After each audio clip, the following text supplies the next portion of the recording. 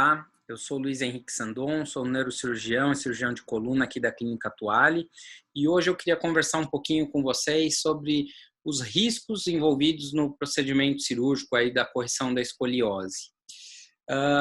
Quando a gente fala na cirurgia de escoliose, já vem na cabeça aquele medo, aquele temor, tudo aquilo que a gente já tem aquela expectativa negativa aí de uma cirurgia muito grande e que traz com ela todos aqueles riscos, aquelas possibilidades da coisa dar errado, né? Então, aqui eu quero mostrar um pouquinho quais são esses reais riscos e como que a gente pode lidar melhor com eles aí, se não eliminá-los completamente, porque isso talvez seja impossível ainda nesse momento na medicina, mas pelo menos minimizar ou tornar com que eles sejam os mínimos possíveis aí para o desenrolar da cirurgia e para que o paciente e a família possam ficar mais tranquilos e também criar a expectativa correta aí de tudo isso para evitar um medo desnecessário. Então, é importante lembrar que, é isso que eu falei, risco sempre está associado ao procedimento cirúrgico. Qualquer que seja ele, dos menores aos maiores, algum risco existe. Tá? E não é possível eliminá-los completamente. É claro que quando a gente indica uma cirurgia, foi posto numa balança aí os riscos e os benefícios daquele procedimento e os benefícios potencialmente têm que ser maiores para que vale a pena correr esses riscos, certo? Também outra coisa importante é que a tecnologia, o conhecimento médico e toda a técnica envolvida tem cada vez mais tornado esses riscos menos significativos e todo o procedimento com resultados melhores, mais rápidos e com menos sofrimento envolvido aí. Quando a gente fala em risco, a gente tem que começar a pensar no risco desde o paciente por si só ali. Então, nas doenças associadas, nas comorbidades, nos problemas em outros aparelhos, que não só a escoliose, não só a coluna, que esse paciente já possa ter já antes de qualquer procedimento e, considerando esses riscos, avaliar todo o paciente e prepará-lo da melhor forma possível para a cirurgia. Já entrando mais no procedimento mesmo, temos os riscos anestésicos, é claro que é um procedimento potencialmente longo, em que vai se usar muita medicação, muita sedação, então existem riscos associados. O risco do próprio procedimento, então da técnica aplicada, da manipulação de estruturas, da aplicação de próteses, tudo mais, e os riscos pós-operatórios, então já aí incluindo a recuperação intra-hospitalar e extra-hospitalar e toda a questão até de expectativas desse paciente com tudo isso que ele passou. Então, quando a gente fala em escoliose, uma coisa que é muito importante lembrar é que muitos desses pacientes têm outras doenças, outras comorbidades associadas, seja em forma de síndromes, em que se associam problemas de diversos órgãos e determinam doenças características, ou seja, ao acaso, uma outra alteração que esse paciente possa ter. Então, pensando em cardiopatias, então alteração no funcionamento do coração, bombeamento do sangue, tudo isso. Nefropatias, a função dos rins desse paciente. Neuropatias, encefalopatias, então a parte neurológica prévia desse paciente. E pensando em deformidades muito severas, em que até questão de posicionamento, locomoção, até restrição pulmonar, dificuldade para respirar, tal, que já possa ter prévio. Claro que cabe para todas essas comorbidades uma avaliação multidisciplinar, que envolve não só o cirurgião, mas também anestesistas e especialistas de cada uma dessas áreas. Nesse ponto, o anestesista ele precisa cobrar isso do cirurgião e do paciente, de forma a poder se preparar da melhor forma possível e minimizar os riscos associados aí à anestesia. Então, manter o paciente respirando todo aquele tempo, manter o paciente sob sedação, o uso de alguma medicação ou outra que possa trazer algum problema técnico ali, respiratório ou cardiológico. Então, para ele se preparar, até questão de alergia a alguma medicação, tudo isso, é possível fazer todo esse preparo prévio para se minimizar, para ser possível minimizar essas complicações aí associadas ao pré e à questão anestésica. Também pensando em deformidades mais severas, a gente tem que pensar em todo o posicionamento, haver uma programação do posicionamento desse paciente, para que não haja uma lesão secundária em detrimento ao posicionamento. Então, às vezes, compressão ocular, ou necrose de tecido, ou luxação de membro, porque não conseguiu uma boa adaptação do paciente ali na mesa cirúrgica. Tudo isso tem que ser avaliado previamente e programado antes de qualquer coisa, conversado com o paciente, com os familiares, para se chegar à melhor possibilidade, a melhor situação possível na hora da cirurgia em si. Já caindo na cirurgia, então, quando a gente fala em riscos e complicações cirúrgicas, talvez a grande coisa que aparece é a infecção. Existe risco de infecção? Existe. A partir do momento que o paciente entra no hospital, ele está sob o risco de infecção. Se ele for fazer qualquer procedimento invasivo, ou seja, colher sangue, fazer uma retirada de dente, qualquer coisa assim, ele vai ter ali um canal, um meio aberto entre o corpo dele e o meio ambiente que possibilita a entrada de micro-organismos, bactérias, tal, que podem causar uma infecção local ou sistêmica, ou em todo o corpo. Então, assim, sempre que a gente está falando de um procedimento, ainda mais um procedimento grande como a cirurgia de escoliose, obviamente a infecção é uma preocupação. O que aumenta o risco, pensando na cirurgia de escoliose, em relação à infecção? O tamanho da incisão, a mobilização de muitos tecidos, musculatura, osso, tudo isso, o tempo de duração do procedimento, por isso que é sempre também importante tentar minimizar tempo desnecessário gasto durante o procedimento, o imobilismo, então o paciente vai ficar muito tempo no intra e talvez até no pós-operatório imóvel, o que pode aumentar o risco de infecção urinária, infecção pulmonar. O uso de próteses ou dispositivos invasivos, então, a partir do momento que você introduz algo no corpo do paciente que não pertence originalmente a ele, aquele sítio ali, aquele local, pode favorecer o aparecimento de colonização de bactéria, de micro-organismo. Então, todo cuidado tem que ser feito com o material também, lavagem prévia, preparo, cuidados do intraoperatório, para que tudo seja o mais assim, estéril possível, então mais sem micro-organismos possível ali. Também, claro que em decorrência de todo um procedimento longo ou de alguma comorbidade prévia, alterações em outros órgãos, então alguma disfunção renal, alguma disfunção cardíaca, pode favorecer aí ou facilitar uma infecção. E uma outra coisa que no caso das escolioses é muito importante, no caso de perda sanguínea mais volumosa, a necessidade de transfusão também pode aumentar esse risco. Então, todos os cuidados aí para que isso não aconteça, ou se for realmente necessário a transfusão, para que haja todo o preparo necessário para isso, já deve ser feito previamente para minimizar qualquer risco. Hemorragias. Sim, a cirurgia da escoliose é uma cirurgia que costuma sangrar bastante, principalmente em deformidades maiores, pelo tempo cirúrgico, pela mobilização de musculatura, pela necessidade de manipulação óssea. Habitualmente, o paciente tem perda sanguínea significativa.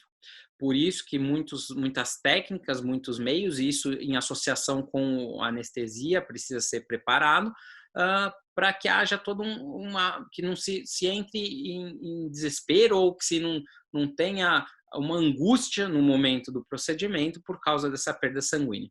Então, já realizar a reserva de bolsas de sangue, a hemodiluição do paciente, às vezes pode ser necessária, com reserva de sangue do próprio paciente para transfusão depois no intra ou no pós-operatório, a manutenção dos níveis de hemoglobina desse paciente o mais estáveis possíveis, desde o pré até o pós-operatório, tudo isso deve sim ser uma preocupação. É importante lembrar também que por toda a questão de irrigação da medula e tudo mais, também não se deve hesitar, mas transfusão é algo agressivo, é algo muito ruim. Claro que existem os problemas da transfusão, mas a transfusão não deve de maneira nenhuma ser retardada durante a cirurgia de escoliose, visto que é muito importante esse nível de oxigenação dos tecidos e o nível de hemoglobina do sangue do paciente para que se tenha os melhores resultados e não se tenha problemas neurológicos ou até outros comprometimentos que possam levar a um mau resultado. Tá? E, finalmente, talvez falar aqui do risco que mais aflige os pacientes e que talvez mais eles cheguem perguntando para a gente no consultório sobre isso, déficits neurológicos. Então, assim, na cirurgia de escoliose, muitas vezes há sim uma manipulação direta de estruturas nervosas, tanto raízes quanto medula, e qualquer manipulação em estrutura nervosa demonstra um risco. As estruturas nervosas, como se sabe, são muito delicadas e elas têm uma cicatrização um pouco complicada. Então, qualquer manipulação, principalmente se for uma manipulação exagerada ou desnecessária, pode levar a um problema, alguma sequela neurológica, sim. Durante o implante de parafuso, o implante das próteses, pode acontecer uma lesão, então todo cuidado deve ser tomado. E durante a correção da deformidade em si, principalmente quando a gente fala de grandes curvas, tem que ser tomado cuidado, porque senão pode haver o estiramento de estruturas que já há algum tempo estão naquela posição e vão ser subitamente mudadas de posição, assim como a irrigação sanguínea dessas estruturas, que pode sofrer alguma interferência durante essa hiperextensão da medula, das estruturas nervosas, e pode sofrer aí um processo de isquemia, que é a morte por falta de oxigenação levada pelo sangue no local. Tá? Eu vou falar agora mais para frente sobre as maneiras de se evitar, e talvez um dos focos mais importantes de estudo e evolução da técnica cirúrgica seja justamente para minimizar esses déficits neurológicos, para melhorar o resultado em relação justamente a isso. E algo que nem todo mundo fala e que nem todo mundo dá muita atenção são os riscos psicológicos para o paciente e para o familiar de todo esse procedimento. Você tem que pensar que é um procedimento que muitas vezes é sim muito invasivo e que vai demandar, às vezes, uma internação um pouco mais prolongada, todo um processo de reabilitação que nem sempre é a coisa mais agradável do mundo. Então, é preciso haver um preparo do paciente e do familiar de toda a situação pela qual ele potencialmente vai passar. Tá? Inclusive incluindo dor no pós-operatório, que pode acontecer, cuidados com ferida, os riscos, como eu já falei até agora. Então, tudo isso é preciso ter um relacionamento, aí, uma atenção do médico para com o paciente, para com os familiares, muito importante. Tudo tem que ser muito esclarecido, tem que haver uma confiança do paciente e dos familiares em relação ao trabalho do médico. E talvez mais importante que tudo isso, além de ser salientados os riscos e quais as medidas serão tomadas, tem que se alinhar a expectativa de resultado dessa cirurgia. Porque muitas vezes o paciente ou o familiar pode ficar decepcionado quando termina tudo e teve uma correção da curva não como ele esperava. Muitas vezes porque não era possível, ou mecanicamente, ou neurologicamente, mas por alguma limitação ou por alguma necessidade, teve que fazer uma correção parcial. Então, é muito importante alinhar essa expectativa de resultado. O médico está falando a mesma língua do paciente e do familiar quando ele fala do que ele espera em relação àquele procedimento, o que ele busca com aquele procedimento. Seja um controle de curva para que não haja progressão, ou seja, de fato, uma melhor estética, tudo isso aí. Então, quando a gente fala em todos esses riscos, falou só nos riscos, vamos sair dessa aula aí, dessa conversa assustado. Então, esse último slide eu fiz justamente para tentar deixar claro que tudo é feito justamente para minimizar esses riscos. Tudo é feito para que cada vez mais os resultados bons se sobressaiam aos resultados ruins. Então, a tecnologia, a técnica cirúrgica, o estudo médico e os cuidados médico-paciente têm evoluído muito e têm sido cada vez mais valorizados na medicina. Então, é aquilo que eu falei, uma avaliação multidisciplinar pré-operatória, de especialistas de cada sistema, cada órgão, do anestesista, do fisioterapeuta, do fono e do cirurgião em si, todos eles têm feito uma avaliação pré-operatória e um planejamento para esse paciente. É importante aqui lembrar que a cirurgia da escoliose, muitas vezes, não é o ponto final, não é a resolução ou o tratamento definitivo.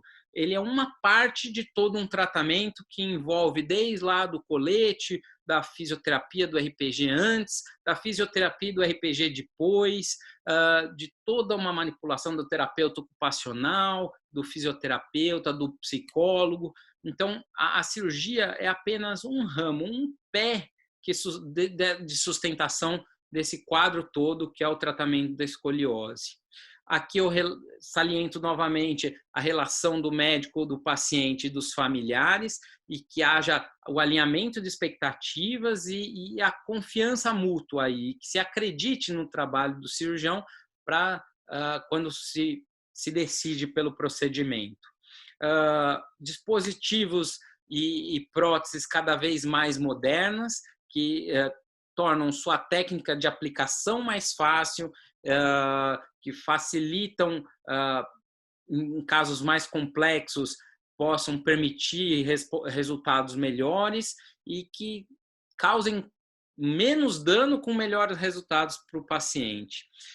O desenvolvimento de técnicas cada vez menos invasivas, né? Então, técnicas menos manipulação de tecidos ali adjacentes, menos necessidade de afastamento de músculo ou retirada de muito osso, para resultados similares ao que antigamente precisava de incisões enormes ou mobilização de músculos, desinserção de músculos, esse tipo de coisa. Então, técnicas que permitam com incisões menores, afastamento muscular menor, resultados tão bons quanto antes. A preservação, então, de tecidos, isso sempre é um objetivo em qualquer procedimento. A minimização de sangramentos, embora, como eu falei, seja uma cirurgia que potencialmente tem uma perda sanguínea significativa, a gente tentar reduzir isso ao máximo. E não só reduzir isso ao máximo, quanto já estar preparado para se isso acontecer. Então, com a reserva de sangue, com o cell saver, que é o uso do próprio sangue do paciente ali numa autotransfusão, mais ou menos, a hemodiluição prévia, o uso de alguns medicamentos que podem favorecer aí a cascata de coagulação, esse tipo de coisa.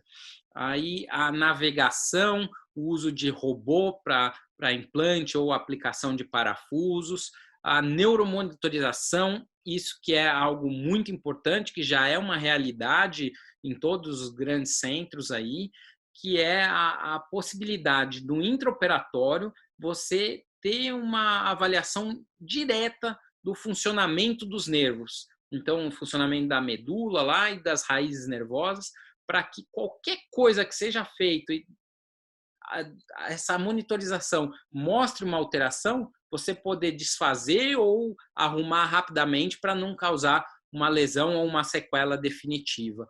Então, isso minimiza muito aquela grande preocupação que a gente fala de déficit neurológico, lá, de alteração, de vou ficar sem andar depois da cirurgia. Existe o risco, é uma possibilidade, mas essa monitorização ela está lá justamente para isso, para que não haja uma piora do status neurológico do paciente por causa de qualquer manobra ou qualquer dispositivo que seja aplicado ali naquele momento.